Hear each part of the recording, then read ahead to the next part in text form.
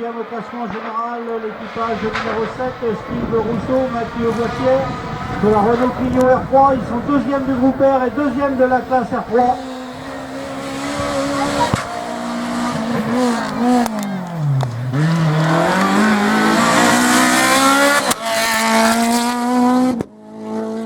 Bonsoir Steve, comment vas-tu?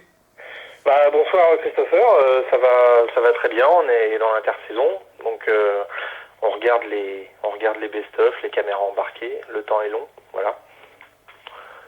Et tu t'occupes également de ton auto? Oui, il va falloir que je m'en occupe rapidement, pour tout dire, depuis le rallye de l'Indre qui était fin octobre, j'y ai pas encore touché, donc au niveau du moteur, il n'y a pas spécialement de travail à faire, c'est surtout au niveau de la boîte, je pense au niveau de la butée, on avait abandonné, je pense, à cause de ça, donc je vais m'en occuper là pendant le mois de février pour faire ça tranquillement, volant moteur, embrayage, butée, et puis essayer de regarder, en profiter de pas enchaîner les rallyes pour regarder au niveau des trains, etc. comment ça vieillit, mais voilà, donc normalement je pense repartir d'ici Lillebonne si tout va bien. Voilà. Tu seras donc absent au rallye de la Côte-Fleurie? Oui, alors je t'avoue que la Côte-Fleurie, j'y ai vraiment beaucoup pensé, notamment par rapport à ma copilote Ophélie Lang, là, qui me copilote depuis cette année. Je sais c'est de sa région, donc ça. J'y ai vraiment pensé pour lui faire plaisir de faire la côte, mais par expérience en 2012 et 2014, la côte pour moi ça vient toujours un petit peu tôt dans la saison pour moi. Je fais quasiment l'entretien tout seul sur la voiture, quasiment. Hein, j'ai toujours des copains qui m'aident quand il y a besoin, mais c'est vrai que ça vient un petit peu tôt. Alors j'ai pas envie d'arriver avec la voiture avec des petites interrogations, j'ai envie d'arriver vraiment tranquille, donc je pense que je vais prendre le mois de février, début mars pour la peaufiner, donc je pense qu'on ira voir, il y a un beau plateau qui s'annonce là pour la Côte-Fleurie, donc au moins on ira voir rouler les copains, voilà. C'est vrai, un sacré plateau normalement. Oui, il y a un sacré plateau, ouais, c'est ce qu'on voit au fil des jours, donc après, techniquement c'est pas impossible qu'on y soit, mais c'est vraiment un gros pari avec l'horloge, donc on va pas tenter. Je préfère aller le voir tranquillement et commencer dans de bonnes conditions. Voilà. Ça peut être un bon choix. Ouais. Sinon, que retiens-tu de ta saison 2015? 2015, plutôt une bonne saison. Si je regarde un peu le côté statistique sur le nombre de rallyes qu'on a fait, la finale mise à part, parce que c'est vrai que la finale, il y en a beaucoup qui ont le couteau entre les dents, donc nous on essaie de jouer plus placé que gagnant évidemment, parce que c'est meilleur français, donc faut se faire une raison aussi. Mais sur chaque rallye qu'on a terminé en 2015, on a gagné à chaque fois la classe, donc c'est un super bilan, je suis super content. Même si on n'est pas forcément beaucoup en R3 à partir, on n'est pas 15-20, mais il y a quelques rallyes quand même où ça se jouait à la seconde et fallait rouler intelligemment, fallait rouler vite et propre, pas faire de bêtises. Donc il y a quand même un bon niveau, parce qu'à chaque fois on se bat dans les premières places, les petits copains en R3, on se bat toujours dans les 10 premiers, donc c'est quand même que ça va plutôt bien. Après, ce qui est ça c'est le point positif, c'est que bon, on a gagné à chaque fois la classe quand on était à l'arrivée. Après, le souci, c'est que voilà, en début de saison, la Suisse normande, frustration, parce que un court-circuit à 2 euros sur la voiture nous fait abandonner, donc c'est dommage parce qu'on était bien parti dans Intercom, spécial que j'aime beaucoup et un rallye que j'aime beaucoup. Et puis après le Cœur de France, un rallye que j'aime beaucoup aussi. Malheureusement, le moteur a pas aimé les rupteurs à certains endroits, à d'autres rallyes, je pense. Et du coup, une casse moteur. Heureusement, des conséquences assez limitées, qui nous a permis de faire la finale dans des conditions correctes. On a réussi à tout remonter pour la finale. Et puis voilà, donc après, une saison 2015 plutôt positive. On a fait les rallyes vraiment qu'on appréciait. Les résultats sont là, donc après voilà, on va peaufiner par rapport à la fiabilité de la voiture. Là sur 12-13 rallyes, on a dû avoir 2 ou 3 abandons, donc voilà, j'ai pas envie d'en faire plus. C'est déjà 2 ou 3 abandons de trop, donc on va faire ce qu'il faut pour que la voiture soit impeccable. Voilà. Tu roules avec ta Clio R3 depuis 2012? Je l'ai acheté... 2013, excuse-moi, Alors 2013. je l'ai acheté début 2013. Ah, 2013, exactement. ouais. Pour la petite histoire, j'ai fin 2012, j'avais tellement fait de rallye, on s'était tellement tapé la bourre avec un copain, Cédric Le Breton, en A7. On s'était tellement tapé la bourre en 2012 pour faire la finale. J'avais fait 18 rallyes. Et la Clio Williams, il y avait énormément d'entretien à faire dessus. Donc à la fin de la saison, j'étais vraiment rincé. Les week-ends où on faisait pas de course, c'était avec Mathieu et les copains, c'était à chaque fois de la mécanique. Donc c'était soit rallye, soit mécanique.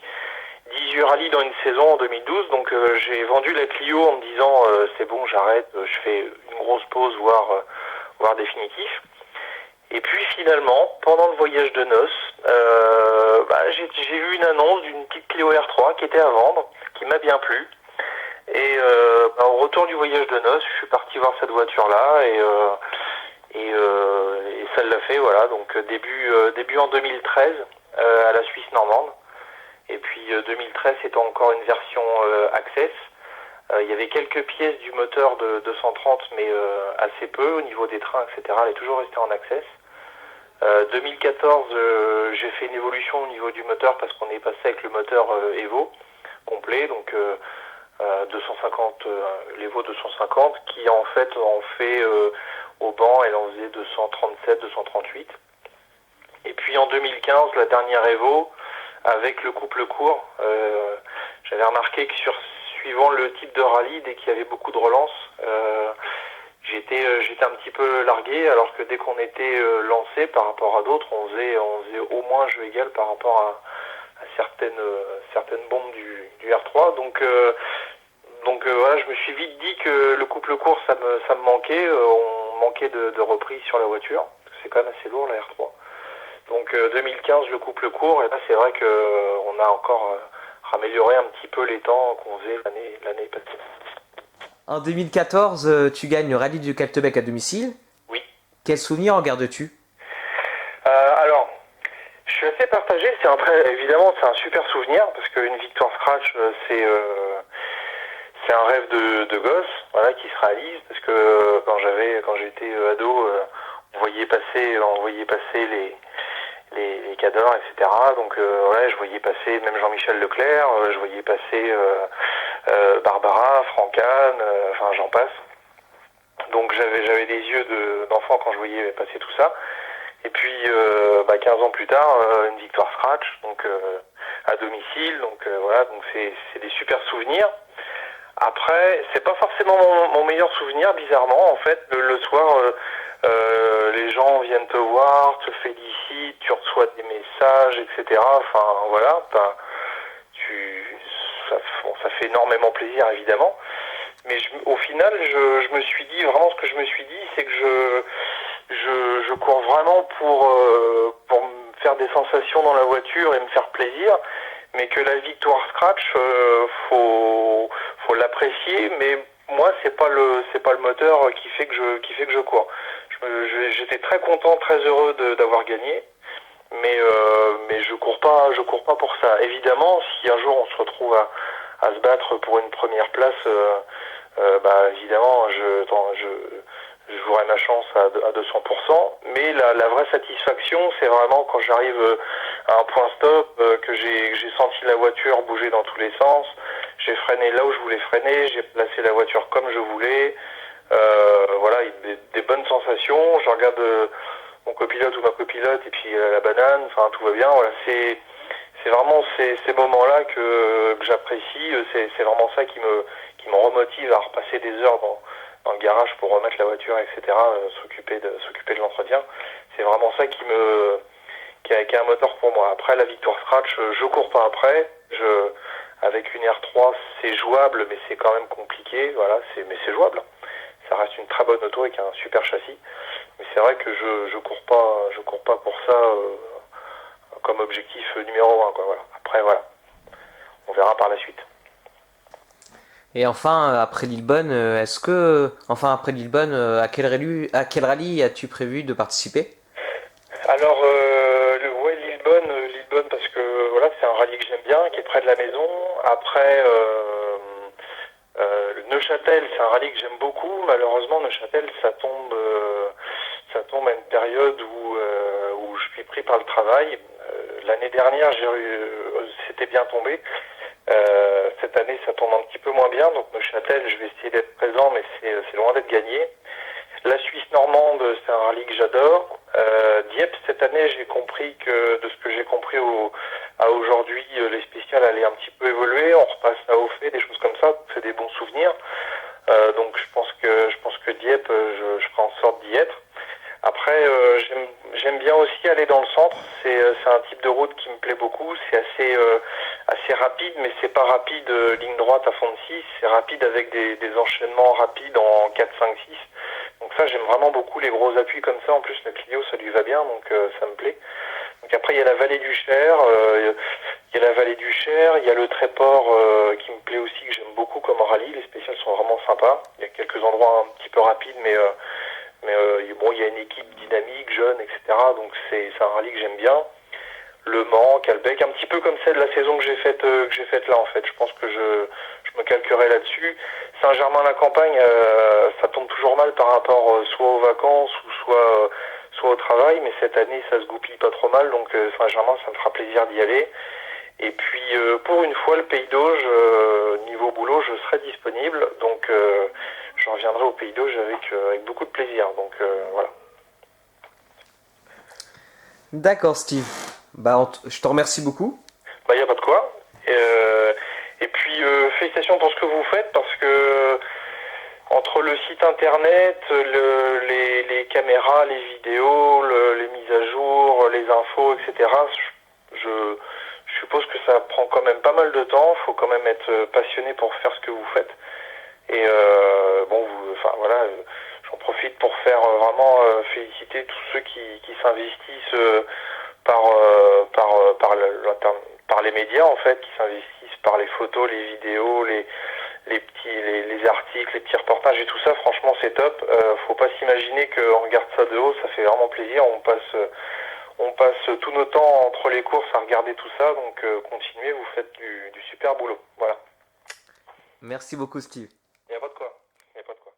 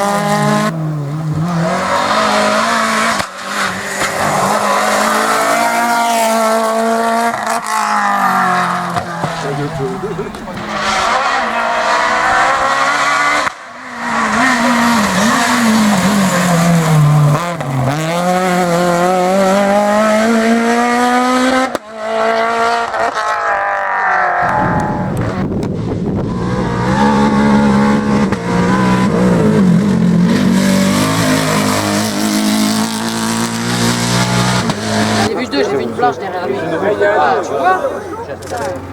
Ah, mais il est stoppé, il a dit.